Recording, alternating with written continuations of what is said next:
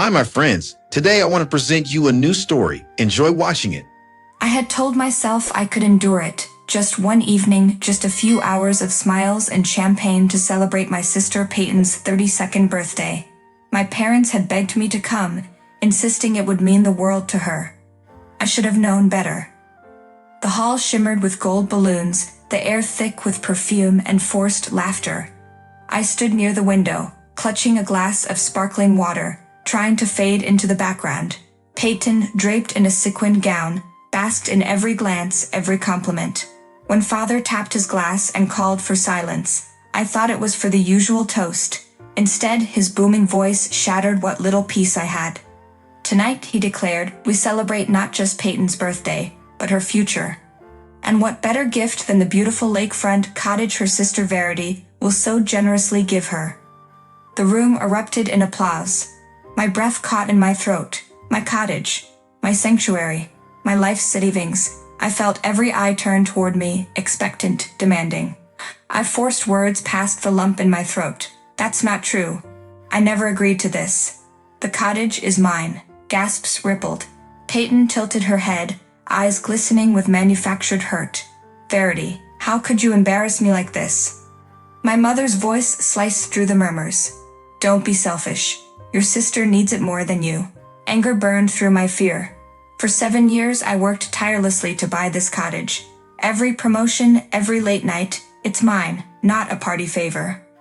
The applause died, replaced by whispers like knives. A guest muttered, ungrateful. Another hissed, always thought she was cold. Peyton pressed a trembling hand to her chest, the perfect victim. Then it happened.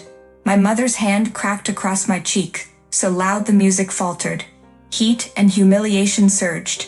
Tears blurred my vision.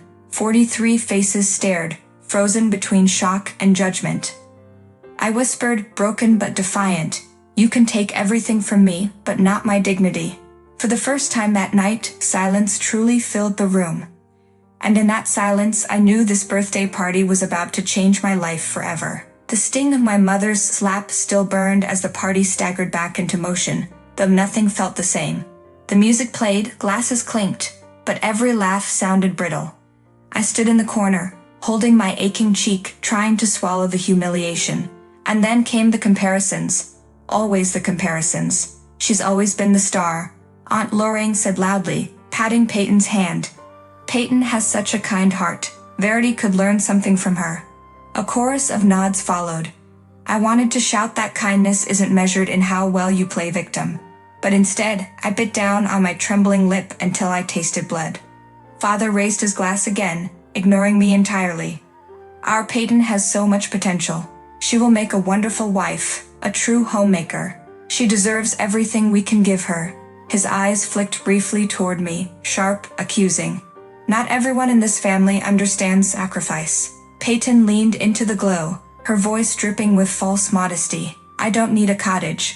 I just need love. She looked straight at me, tears glistening like polished jewels. But apparently, even that is too much to ask. The guests murmured in sympathy. A man near the buffet whispered, poor girl. Imagine having such a selfish sister.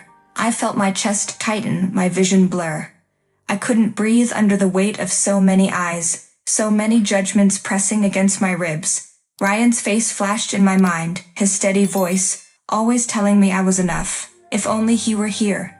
Summoning the last shred of courage, I spoke, my voice shaking but audible. You all talk about Peyton as though she's a saint, but where has she been when bills needed paying? When responsibilities piled up? I've carried this family while she's basked in their praise. The room fell still for a moment, shocked at my audacity. Peyton's lips curled into a fragile smile, the kind designed to crumble hearts. I'm sorry you see me that way, Verity. I never asked to be loved more. That's just how it happened. Her words cut deeper than any slap. Tears spilled before I could stop them, hot and unrelenting. And as I wiped them away with shaking hands, I realized they would never see me for who I truly was. To them, Peyton would always be the golden child, while I remained the shadow. The laughter around Peyton's little act of tears had barely faded when she suddenly rose from her chair, clutching a glass of champagne. Her face was pale, trembling, yet her eyes glittered with calculation. If my sister thinks I don't deserve her house, she said, voice quivering, then maybe I don't deserve anything at all. She raised the glass to her lips dramatically, as if she might drain it all in one gulp. A gasp swept through the room. Peyton, Mother cried, rushing toward her. Guests surged closer, panic rippling across their faces. I froze, fury burning beneath my skin. It was all theater. Peyton's trembling hand, the perfect victim, her fiancé snatching the glass away just in time to complete the scene. She collapsed against him in staged sobs. See what you've done, Verity, Father roared, pointing at me as if I'd committed a crime. You drive your own sister to despair with your selfishness. The crowd turned like a tide, sympathy for Peyton, disdain for me. A woman whispered, monstrous. Another hissed, she'll regret this. Heat rushed to my face, but my voice broke free, trembling and sharp. Don't you see? It's a performance. She doesn't want the house. She wants to break me. And you're all too blind to notice. A dangerous silence followed. Peyton lifted her tear-streaked face, whispering with saintly softness. I only ever wanted her love. But the murmurs grew darker, ungrateful, cold-hearted, disgrace. The words stung worse than any slap. Peyton bowed her head, her golden curls falling like a halo, while I stood alone, cast as the villain in their script. My knees weakened. For a moment I feared they'd succeeded in burying me beneath their lies. My chest ached with the weight of betrayal so complete I could hardly breathe.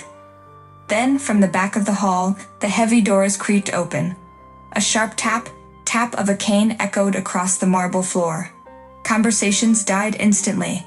Every head turned. My grandfather, Stanley, strode into the hall, his cane striking the floor like a judge's gavel. His silver hair gleamed under the chandelier, and his sharp eyes burned with fury I had never seen before. What in God's name is happening here?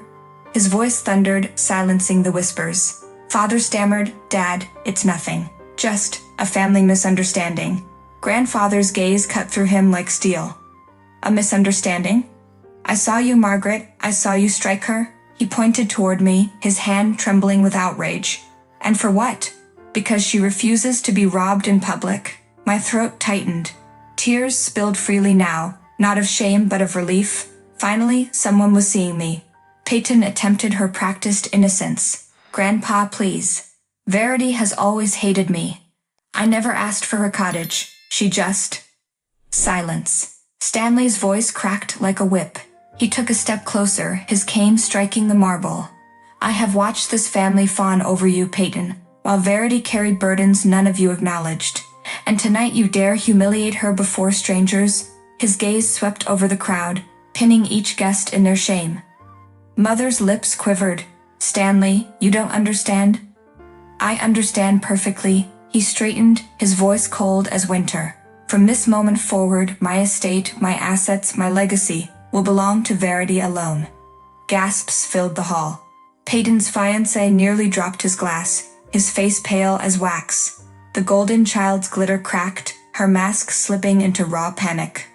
I covered my mouth, sobbing uncontrollably. Grandpa, why me? He looked at me, his eyes softening. Because you have earned it. Because you are the only one with the courage to stand. For the first time that night, I felt the crushing weight on my chest lift, replaced by something unfamiliar but powerful, hope.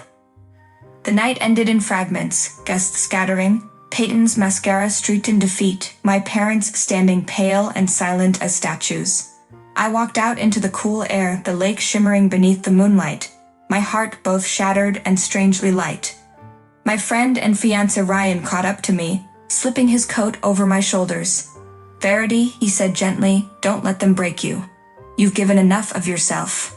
I shook my head, tears spilling.